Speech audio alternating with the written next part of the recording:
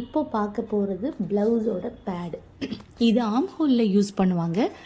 முக்கால்வாசி பார்த்தீங்கன்னா அந்த ஆரி ஒர்க் ப்ளவுஸு, பட்டு சாரியோட ப்ளவுஸு ரொம்ப ஸ்வெட் ஆகும்போது பார்த்தீங்கன்னா அந்த இடத்துல கலர் மட்டும் ஃபேட் ஆகிடும், இல்லைன்னா ஒரு மாதிரி டல் ஆகிடும் பட்டு புடவையோட ப்ளவுஸு.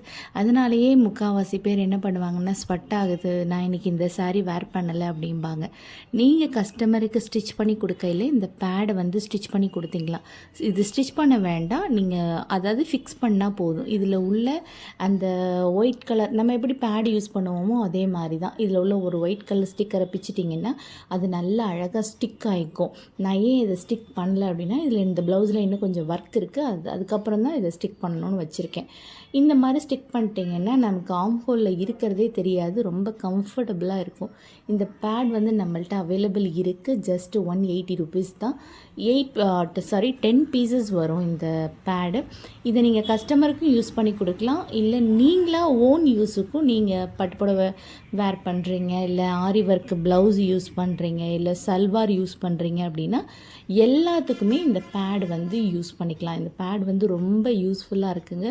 அதிகமாக ஸ்வெட் ஆகலை. வேணும்னா காண்டாக்ட் பண்ணலாம். தேங்க்யூ.